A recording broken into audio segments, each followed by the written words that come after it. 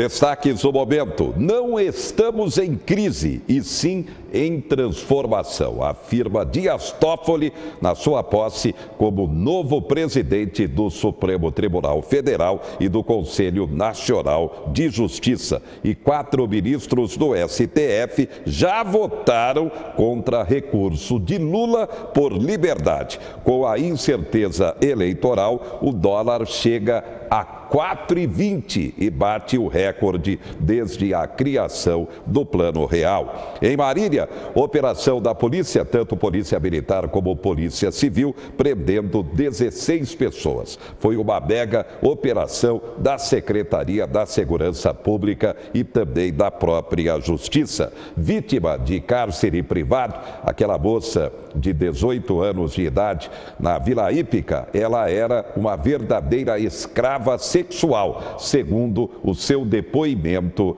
à DDM, a Delegacia de Defesa da Mulher. O elemento está preso, ele que mantinha essa jovem de 18 anos hoje, mas desde os 10 anos como uma escrava e inclusive atingindo também as 2 crianças de 1 e 2 anos de idade. Tribunal de Justiça mantém a suspensão dos radares em Marília. E atenção, agora é definitivo: educação exclusiva em casa aqui no Brasil está proibida. Pode até ter, mas é claro, a criança, o adolescente, terá que ir cada um à escola. Primeiro à escola e depois o reforço em casa. A decisão final é do Supremo Tribunal Federal. Na semana passada, o relator Luiz Roberto Barroso defendeu que os pais têm direito de escolher o tipo de educação que consideram melhor para os filhos. Mas hoje, o ministro Alexandre de Moraes votou contra o ensino domiciliar, depois de muita discussão. Nem o ensino privado comunitário podem existir sem regulamentação. Nós poderíamos... Eu considero que é um direito da família escolher a forma pela qual quer educar os seus filhos. Acho que esse direito deve ser regulamentado pela lei. Então, aí a família tem o direito. Então, aí é a nossa divergência. Peço vênia ao eminente ministro relator, mas voto no sentido de negar provimento ao recurso extraordinário. Também votaram contra o ensino domiciliar outros 8 ministros: Edson Fachin, Rosa Weber, Gilmar Mendes, Luiz Fux, Ricardo Lewandowski, Marco Aurélio Melo, Dias Toffoli e a presidente Carmen Lúcia, com o argumento de que a proposta é inconstitucional. A educação em casa foi proibida pela maioria de 9-1. O ministro Celso de Mello não participou da plenária de hoje. Segundo a Associação Nacional de Educação Domiciliar, no Brasil, 15 mil crianças estudam em casa. Agora, com essa decisão do STF, todas elas vão precisar voltar para a sala de aula.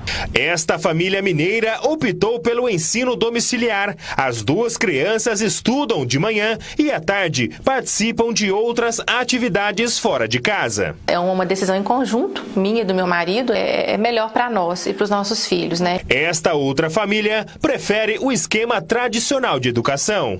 Não só para aprender a parte de português, matemática, né, as matérias normais, mas a questão da socialização mesmo com os colegas.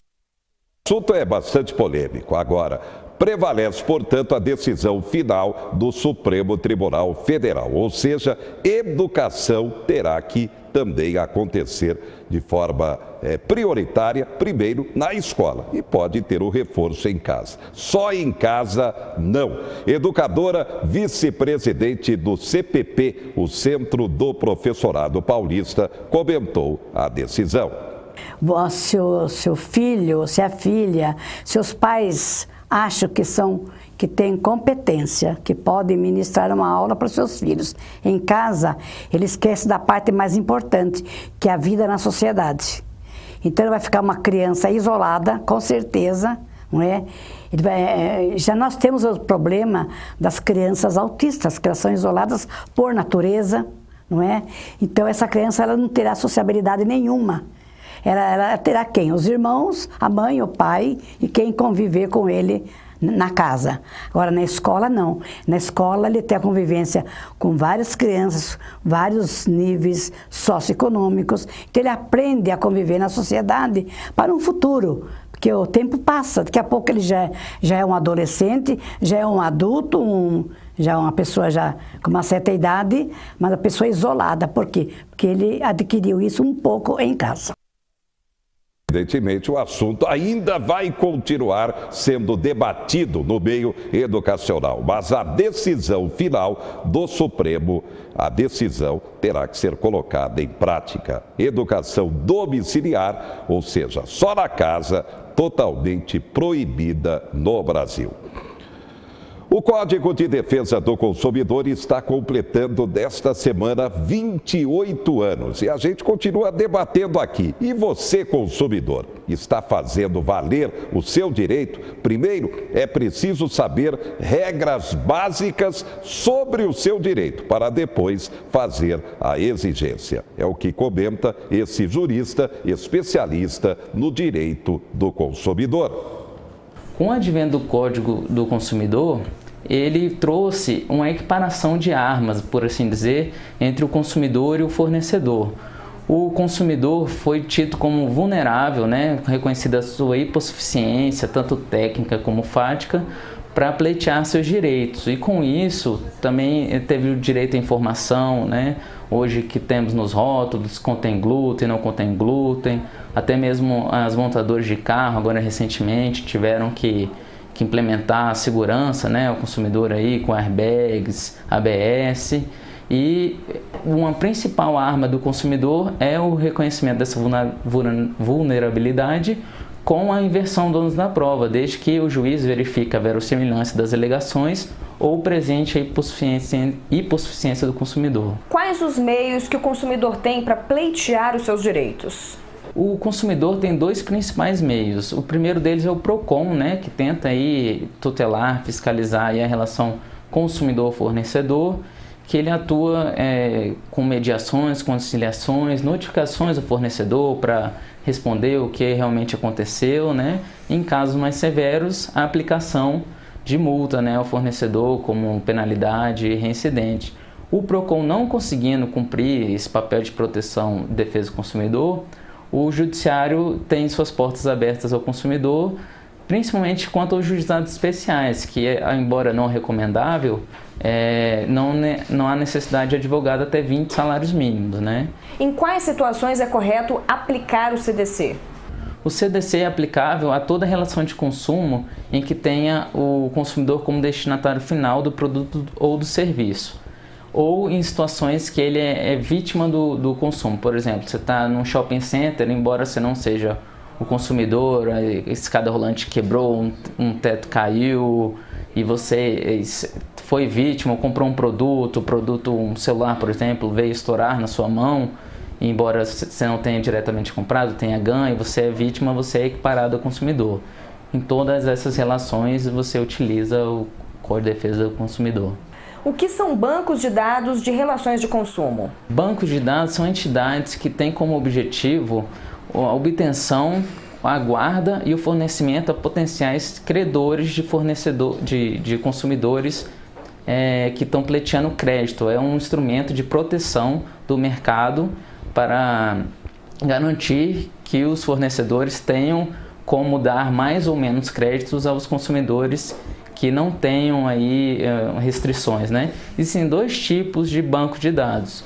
O banco de dados negativo, que a gente está acostumado, o SPC, Serasa, que tem a restrição quando há uma dívida, e o positivo, que é um pouco controverso ainda, que é quando o consumidor tem uma boa imagem e ele é tido nesse banco de dados. A doutrina e a jurisprudência ainda atua com cautela frente a esse banco de dados positivo, mas o negativo ele é muito comum para a proteção das relações de consumo no mercado. Qual o prazo máximo para que as informações fiquem nos bancos de dados de relações de consumo? O CDC ele estabelece um prazo máximo de 5 anos para que as informações de inadimplência, essas restrições negativas, permaneçam nesse banco de dados.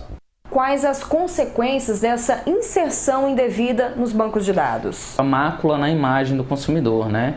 É o tido dano moral, né?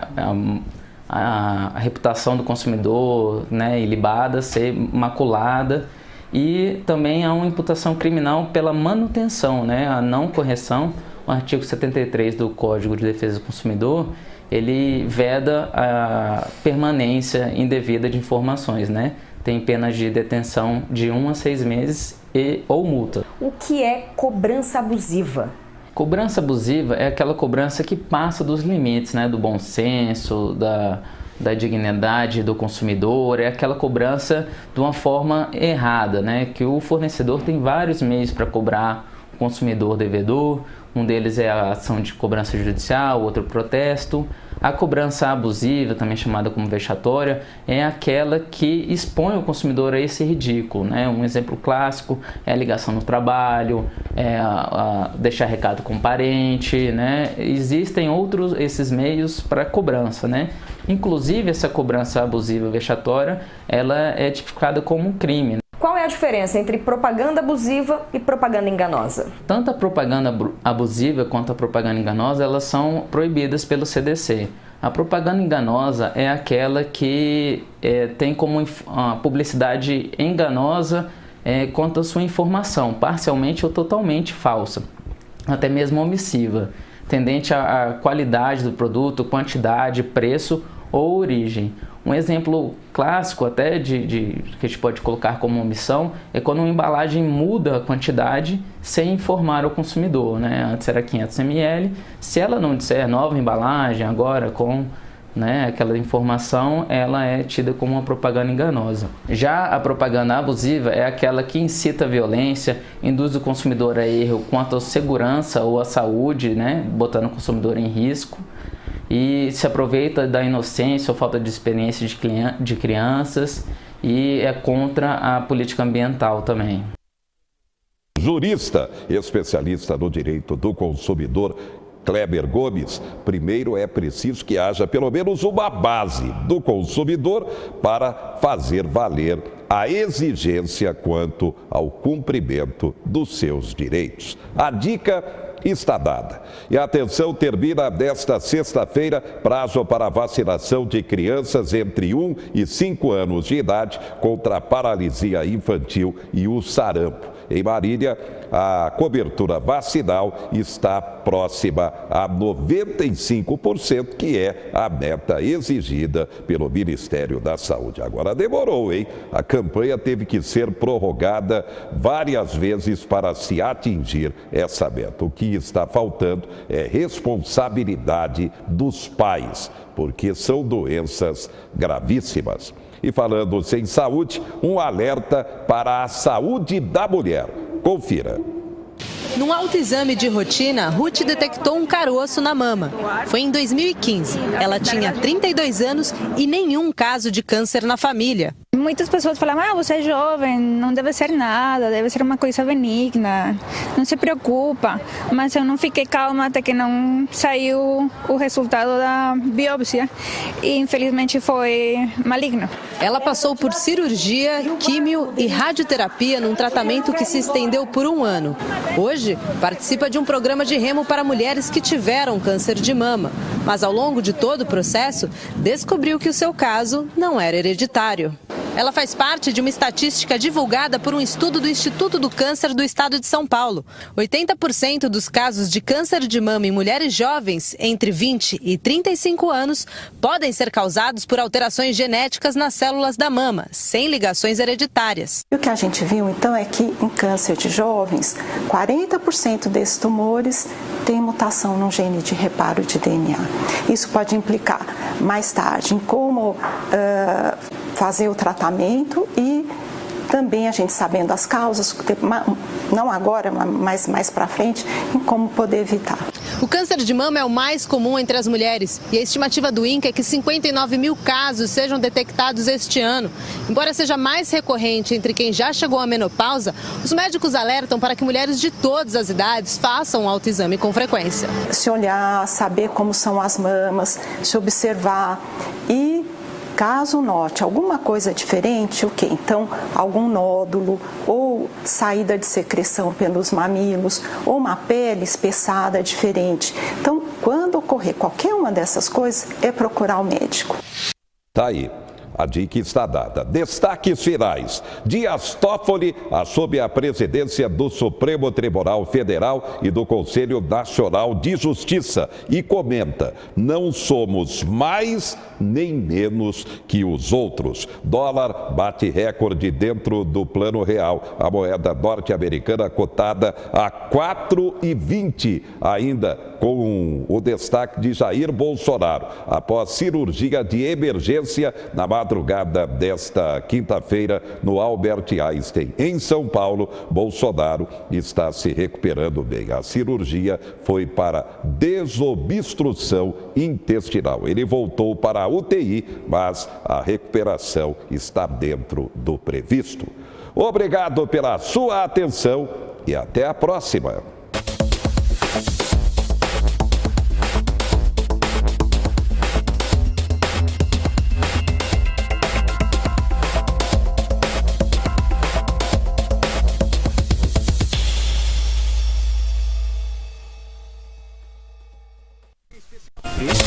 Quatro Notícias. Oferecimento Unimar, Universidade de Marília. Taust faz toda a diferença. E Menin Engenharia.